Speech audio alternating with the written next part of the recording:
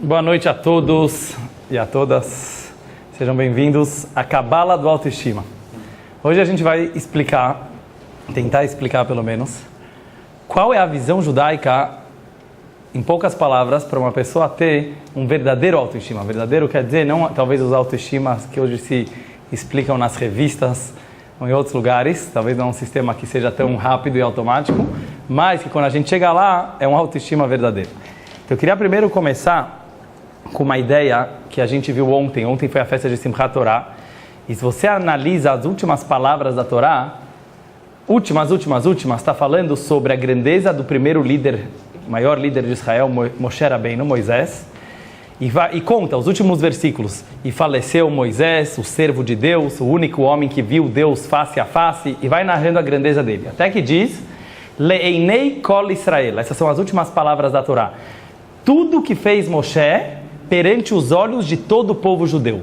O comentarista Arashi, que é o comentarista mais clássico da Torá, ele diz qual é o fato que Moshe fez perante os olhos de todo o povo judeu. A única coisa que todo judeu viu com seus próprios olhos Moshe fazer. Que essa mesma linguagem é usada em outro lugar da Torá. Então diz Urashi, não é a abertura do mar, não está falando da outorga da Torá, está falando do momento que Moshe resolveu sozinho quebrar as tábuas da lei. Nós sabemos que quando ele desceu da montanha com as tábuas da lei, ele viu o povo cometendo um grande pecado do bezerro de ouro, e sozinho Moshe resolveu, eu vou quebrar as tábuas da lei. A pergunta que o Rebbe faz e outros comentaristas é, como isso é o final da Torá? Nós sabemos que o final de um livro é o ápice do livro, é a conclusão. Qual é a conclusão da Torá? Moshe Rabbeinu quebrou as tábuas da lei porque o povo fez bezerro de ouro. Um assunto triste, um assunto negativo. Como isso demonstra a grandeza de Moisés e como isso define a essência da Torá. Então, em poucas palavras, o Rebbe explica o seguinte. Aqui você vê talvez a grande magia da Torá, a coisa mais profunda de toda a Torá. Qual é a razão que Moshe resolveu quebrar as tábuas da lei? Vocês sabem? Para salvar a pele do povo judeu. O povo judeu, cometendo o pecado do bezerro de ouro, estava fazendo traição. Eles estavam traindo Deus. Eles acabaram de se casar com Deus no Monte Sinai, e 40 dias depois eles estavam com outra, certo? Eles estavam com o bezerro de ouro. Moisés sabia que as tábuas da lei eram um documento do casamento entre nós e Hashem. Então o que Moshe Rabbeinu falou?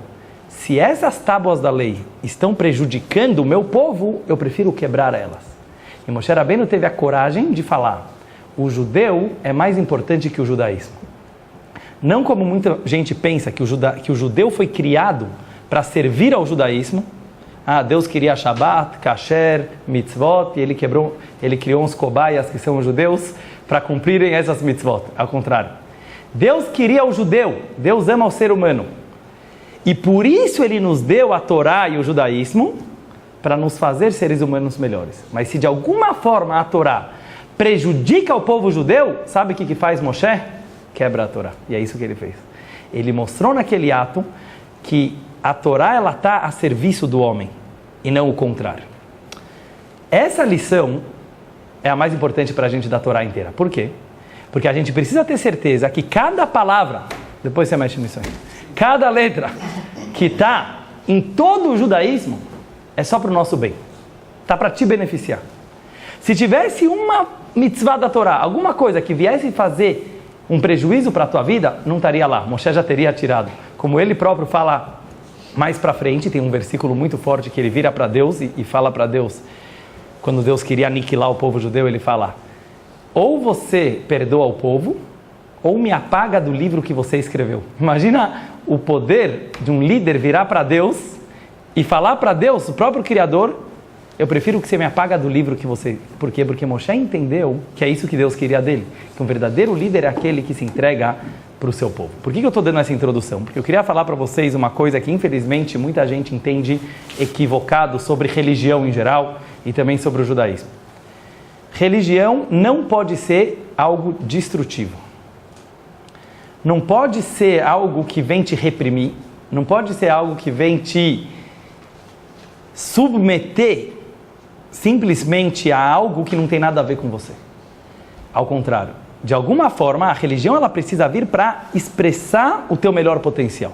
E se isso não está acontecendo, você tem que reavaliar os teus valores sobre a própria religião. Agora eu pergunto para vocês, às vezes a gente, analisando com nossos olhos, não parece às vezes que religião pode ser algo destrutivo? O que vocês acham? Sim. Dá algum exemplo. Onde a gente percebe isso? Quando você sente que você não consegue cumprir tudo que a religião pede, né? Por exemplo, cumprir Shabbat à risca. Assim, Isso é uma punição que você não concorde. Ou que você não concorda com alguma coisa que está escrito, ou que você vê que você não consegue cumprir tudo e talvez você fica meio deprê, né? Falar, uma sensação de punido, assim. Muito bom. Que pode acontecer ou sentimento de culpa também. Sim. Verdade. Eu ia dizer angústia, sabe? Você falar, também. não consigo dar conta disso. E será que coisas mais graves? Vamos dar uma análise, por exemplo, em radicais religiosos, que a gente vê que hoje em dia fazem até guerras em nome da religião. Será que... A morte de Isaac Rabin? O caso da morte de Isaac Rabin, que foi dentro do próprio povo judeu, né? Que um judeu matou o outro em nome da religião. Ou como a gente vê em outras religiões, mas como esse exemplo que você falou, quer dizer, pessoas que já são doutrinados desde pequeno, mas como eles conseguem fazer essa lavagem cerebral? Então, aparentemente, falando psicologicamente, quando uma pessoa ela é muito, muito reprimida, ela fica tão insegura, mas tão insegura, mas tão insegura, que para suprir essa falta de amor, ela é capaz de qualquer loucura. E esse talvez é o grande perigo. A religião não pode ser algo que te deixa inseguro de si mesmo. Ao contrário, tem que te deixar mais autoconfiante. E é isso que eu queria ver hoje com vocês. Eu queria analisar uma frase do Talmud que nos elucida esse assunto. Tem uma frase que aparece várias vezes que o Talmud tem uma discussão.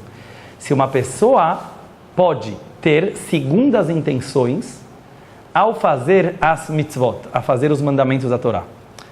Então, o Talmud começa a analisar, quer dizer, vamos dizer que eu quero estudar a Torá, mas não para me conectar com Deus, não para saber o que é certo e errado.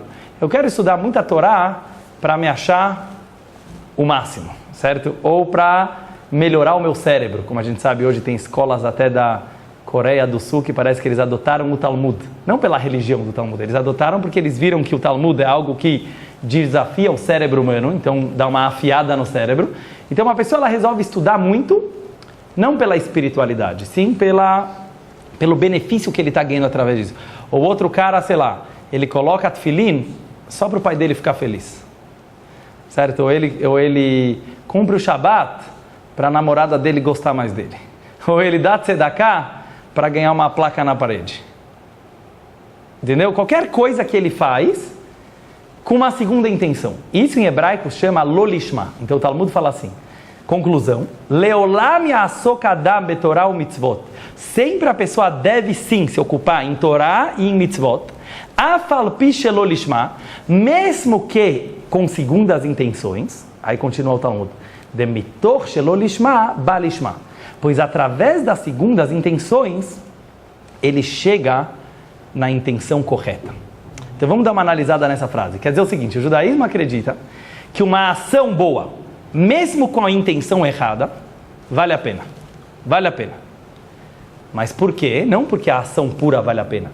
Porque através da repetição dessa ação, muitas e muitas vezes, a pessoa vai chegar no final na intenção correta. Essa é uma visão judaica em geral. O que eu queria analisar aqui com vocês, que se a gente pegar as minúcias dessa frase, a gente vai ver que tem algumas questões aqui. Em primeiro lugar, tem a palavra leolam, por isso que eu falei primeiro a frase em hebraico. O que quer dizer leolam em hebraico? Eu traduzi antes, sempre. Quer dizer, o Talmud está falando, sempre você deve fazer com segundas intenções. E se eu quiser direto começar com a intenção correta? Eu não posso? Eu sou uma pessoa muito pura de intenções, eu quero direto fazer em nome de Deus. Não pode? Porque o Talmud fala, leolam, esse é o caminho certo. Começa com as segundas intenções. Por quê? Pergunta número 2. Não está escrito, através das segundas intenções, você chegará na intenção correta. Isso eu traduzi assim, porque em português a gente fala assim, mas você vai pegar literal, está escrito, mitor shelo lishma, balishma. Sabe o que é mitor em hebraico? Quem sabe hebraico? Dentro. Dentro das segundas intenções, existe a intenção correta. Então eu queria passar hoje para vocês uma visão da mística judaica sobre esse trecho do Talmud, a Hassidut, e a gente vai ver que é algo incrível sobre a psique humana. Olha uma coisa fantástica, pelo menos assim eu achei. Existem duas formas de você enxergar o ser humano. Será que o ser humano pode ser uma pessoa completamente altruísta? Completamente bondosa? O que vocês acham? Não. Dá? Não, né? Eu também acho. Tem gente que já achou que dava. Tem gente, na nossa história da humanidade, se vou pegar nos livros de história, que acreditaram que com um certo sistema de governo correto, com uma educação assim, assado, o ser humano poderia parar de ser egoísta e fazer tudo em bem, em prol da sociedade, em prol da humanidade. Eu não queria... Fala. Isso se relaciona àquele conceito de alma divina, um animal, não?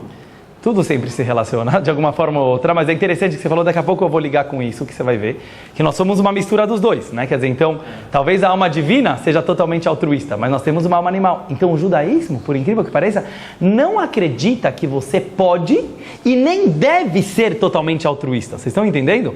Não é só porque eu não consigo, você nem deve fazer isso. Sem querer entrar em política, mas na minha opinião, o motivo que certos partidos ou certas ideologias, que utopicamente elas tinham toda a razão, porque seria um mundo perfeito, elas não conseguiram realizar o desejo de fazer uma sociedade totalmente igualitária, no qual não vai existir pobres e ricos, etc, etc, etc, é porque isso é contra a própria natureza humana. Então é como se você fosse falar para... Não estou dizendo que todos são assim, mas quando você sonha com algo que ele é irreal, acaba virando uma desculpa para você não fazer aquilo que você deve fazer. Deixa eu tentar dar um exemplo. Vamos dizer que eu vou abrir uma empresa. Eu quero abrir uma empresa. Fiz uma faculdade, peguei um dinheiro e vou abrir uma empresa. Por que eu quero abrir essa empresa? Porque eu quero virar bilionário. Por que eu quero virar bilionário? Eu quero ter tudo de bom. Tem alguma forma de eu fazer uma empresa assim, sem beneficiar muita gente? Não. Não. Eu vou ter que gerar emprego. Eu vou ter que gerar, provavelmente, um bom produto, porque se meu produto for ruim, não vai ter longa duração, pelo menos. Ou seja, a minha segunda intenção, eu quero trazer um exemplo de business para depois vocês entenderem como pode funcionar esse Torah e Mitzvot.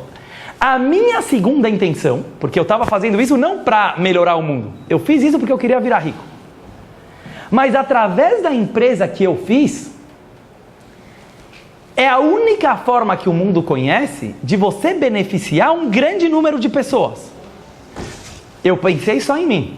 Agora, com o tempo, quando eu vou começar a perceber o bem que eu estou fazendo para os meus empregados, para pessoas que estão na minha volta, eu já falei com várias pessoas de negócios, eles começam a sentir um prazer muito grande em beneficiar aquelas pessoas que estão trabalhando com ele. Fazer o bem dá prazer. Dá muito prazer, mas não quando você acha que você é o Messias Salvador da pátria. Isso é muito perigoso. Aquela pessoa que ela acha que ela está aqui com a única intenção de salvar o mico-leão dourado... Não, vou dar um exemplo. Ou de salvar a água do planeta. Não, mas você vai entender. Com certeza dá prazer. Mas o que eu quero dizer é o seguinte... Então você já está fazendo por interesse próprio. É verdade. É isso, mas se é... Verdade. Já é um egoísmo. Boa. Mas mesmo para chegar nesse nível que você está falando...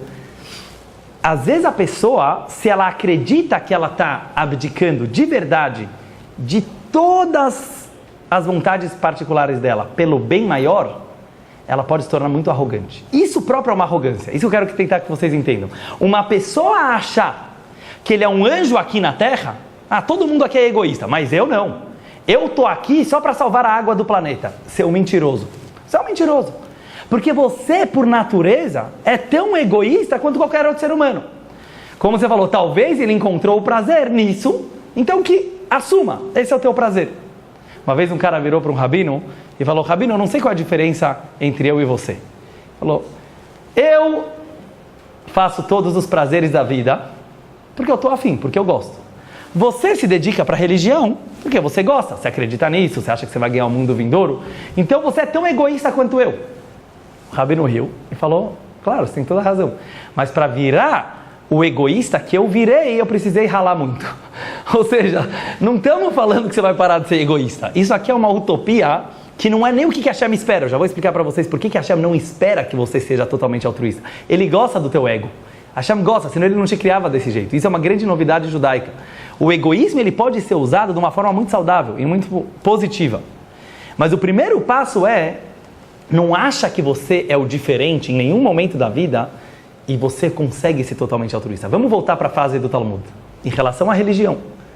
Diz o Talmud, Leolam, sempre comece a se conectar com o judaísmo por interesse próprio. Tem algum interesse? Qual que pode ser meu interesse?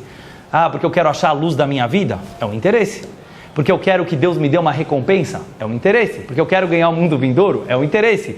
Porque eu quero me enturmar com a galera da sinagoga? É um interesse. Porque eu quero comer o kiddush da sinagoga? Não faz diferença.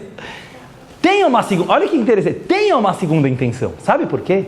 Porque se você se enganar que você já está direto fazendo pela intenção correta, isso é muito perigoso. É muito perigoso. Porque é como se a pessoa ela achasse que ela é tão elevada assim que ela perdeu o ego dela. Isso seria uma mentira. Então diz o Talmud, não, tenha uma segunda intenção. Mas sabe por quê? Porque dentro da segunda intenção existe a intenção boa também.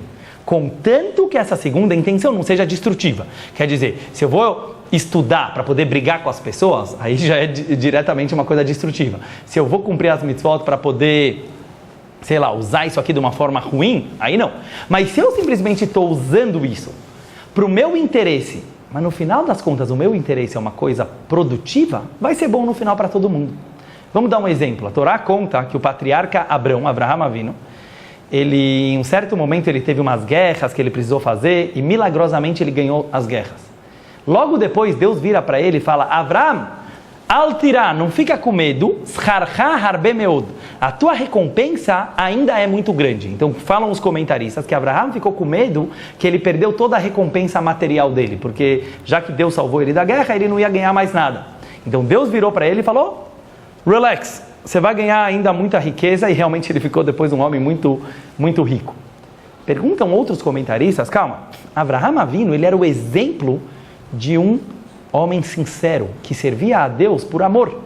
Ele não estava nem aí com recompensas. O que de repente Deus fala para ele, olha, Abraham, não fica com medo com a tua recompensa, você vai ganhar. Abraham não estava nem aí para ganhar a recompensa. O Rebbe tem um ensaio sobre isso, que ele explica uma coisa muito interessante. Ele fala assim, Abraham queria a recompensa. Sabe por quê? Porque Abraham entendia que a recompensa faz parte do serviço a Deus. O que quer dizer? Abraham sabia, pega no papel dele, né, como o primeiro judeu, inventor do monoteísmo. Se ele fosse um Zé Ninguém, vamos dizer assim, quer dizer, se ninguém... Iam falar, é um maluco que está gritando lá na esquina que existe um tal de Deus, está inventando uma nova filosofia porque ele não teve sucesso na carreira. Então Abraham sabia, não é que ele queria ser muito rico para poder ter mordomia, ele não estava nem aí com isso, mas ele sabia que o sucesso dele era o sucesso de Deus. Ele sabia que ele ter sucesso, as pessoas em volta iam respeitar mais ele, então ele não olhava para o dinheiro e para as riquezas como uma segunda intenção. A segunda intenção continha a intenção correta. E isso eu acho que pode ser aplicado na vida de cada um de nós. Eu vou tentar trazer bem na prática na nossa vida. Mas antes de trazer na prática, eu só queria finalizar qual é a base filosófica para isso que eu estou falando. Por que é assim? E aí a gente vai entrar um pouco nisso que você perguntou, da alma divina com a alma animal. Eu não vou me prolongar muito nisso, que ficaria um assunto muito, muito extenso.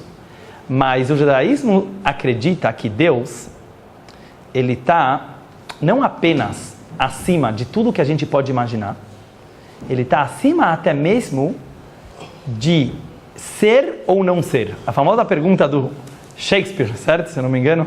Ser ou não ser, eis a questão. Eu diria que Maimônides disse ser ou não ser, eis a solução. Vou explicar para vocês por quê. Inclusive, esses dias a gente está começando um novo ciclo de estudo do Maimônides. Só para lembrar vocês, Maimônides foi o primeiro legislador judaico. Ele juntou e coletou todas as leis do Talmud e fez 14 livros de leis. As primeiras 2 leis do Maimônides são assim. Vou ler e traduzir para vocês agora. Yesoda Yesodot Ve'amud HaChochmot, começa o livro dele assim.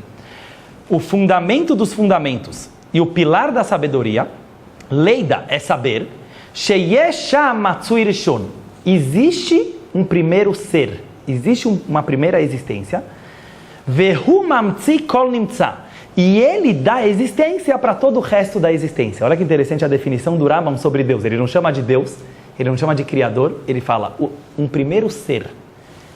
Alahá Beit, segunda lei do Rambam, ele fala assim, Ve'im ya'ale aladat, se vai subir no teu pensamento, Shehu einomatsui, que ele, Deus, não existe, Avdaver acher yacholei matzot, mais nada poderia existir.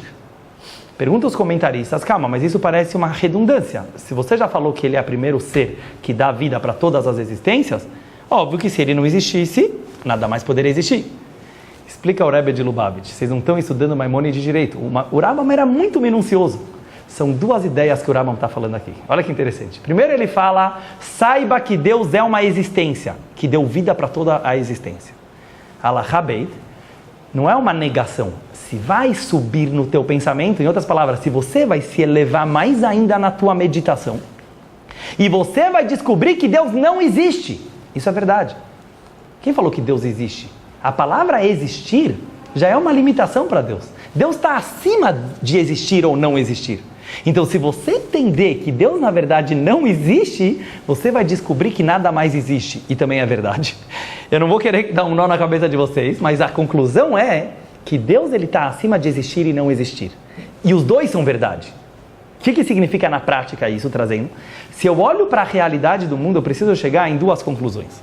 A primeira é que tudo isso que meus olhos estão vendo, tudo que aconteceu na minha vida, toda a história da humanidade, é real. É uma realidade absoluta. Porque a partir do momento que Deus criou essa realidade e se colocou nessa realidade, ela existe. Mas ao mesmo tempo, Deus não está preso nessa realidade. Então, ao mesmo tempo que Ele está nessa realidade, Ele continua estando acima dessa realidade e criando ela a cada instante. Então, é como se eu falasse assim, esse mundo, por um lado, é uma existência muito forte, porque o maior arquiteto de todos criou Ele. Por outro lado, o mundo tem uma existência muito frágil, porque a gente depende do Criador o tempo inteiro para continuar existindo. Por que eu estou trazendo isso agora? Vamos trazer agora numa aplicação prática na nossa vida e vocês vão ver como isso tem a ver com o que eu estava falando no começo do shiur. As ideias de egoísmo e altruísmo, ou eu poderia até dizer de orgulho próprio, por um lado, e humildade, por outro lado. As pessoas acham que tem uma contradição. Se eu vou ter muito autoestima, o cara já está se achando. Baixa a bola. Se o cara é humilde demais, ele fica no cantinho dele sem fazer nada. Como encontrar o equilíbrio correto entre autoestima, que é orgulho próprio, e humildade? Diz a Hassidut, não tem contradição. Se você entender como a realidade funciona, as duas ideias surgem do mesmo princípio. Se você entender que Deus está acima do existir e não existir, e consequentemente nós também, a nossa existência é o máximo, porque Deus quis assim, só que ao mesmo tempo ela é totalmente dependente de algo maior, como você falou? Efêmera, porque ela depende de algo maior. Trazendo em palavras práticas, agora aplicação prática no dia a dia. Deus não quer que você seja um Zé Ninguém. Deus não quer que você seja um frustrado, com certeza. E mesmo na religião, Ele não quer que você abdique dos teus prazeres e interesses próprios perante a vontade dEle.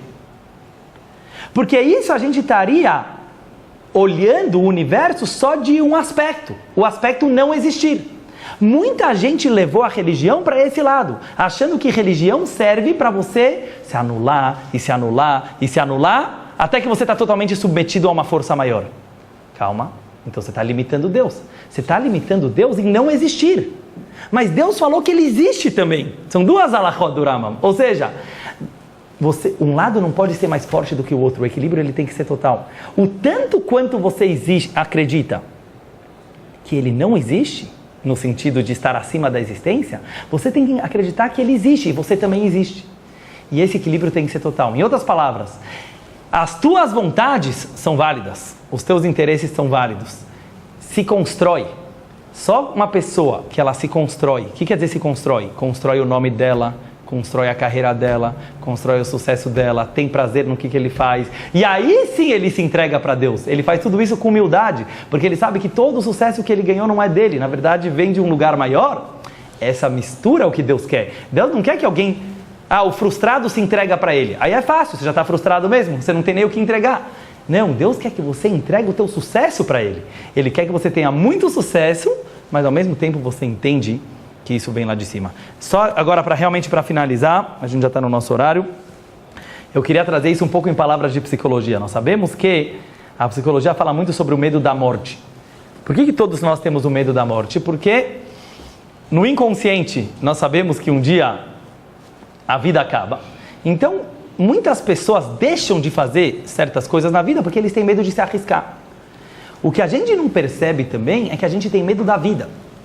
O que significa medo da vida? A gente tem medo de ter sucesso.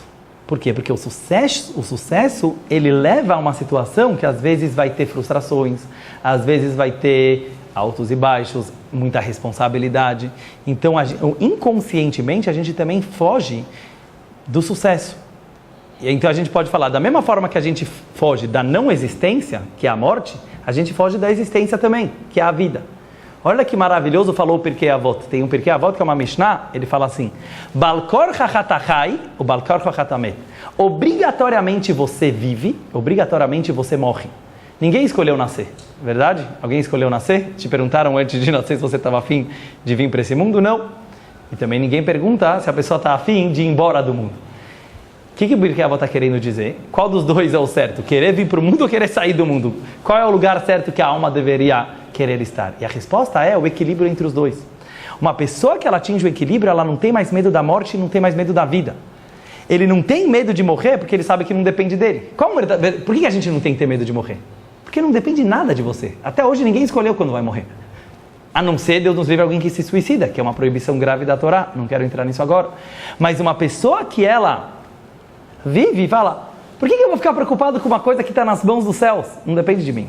A mesma coisa você tem que falar para o contrário. Por que eu vou ter medo do sucesso? Por que eu vou ter medo das coisas boas que a vida dá? Inconscientemente, às vezes a gente foge dessas coisas boas. Você não tem que ter medo, porque também ela vem de um lugar sagrado. Ela também vem do mesmo Deus que deu a vida e deu tudo que a gente tem. Então, resumindo a história, Mitor shelo lishma, balishma. Dentro das nossas segundas intenções tem a intenção verdadeira. Então não cobra de si ser um santo aqui na terra. Não cobra de si mesmo ser uma pessoa totalmente altruísta. Não cobra de si achar que em algum momento você consegue falar, não, Hashem não quer isso de você. Ele quer que o teu sucesso transborde para as pessoas que estão na tua volta. Ele quer que você esteja tão feliz com as coisas boas que você está ganhando, que você ilumine as pessoas que estão em volta de você, que você descubra que o prazer não é guardar só no teu bolso, mas distribuir para as pessoas que estão na tua volta, que se você tem uma casa bonita, você quer que a casa esteja cheia de pessoas. O judaísmo ele não fala, não, vive na favela para deixar mais dinheiro para as outras pessoas. Não é um pensamento judaico. Não! Trabalha para ter uma casa linda e ter muitos convidados naquela casa. O pensamento judaico é exista e não exista ao mesmo tempo. Tenta existir sem ocupar espaço e dessa forma você consegue realmente fazer desse mundo um mundo melhor, se Deus quiser. Shkoyach. Hazak u'baruch.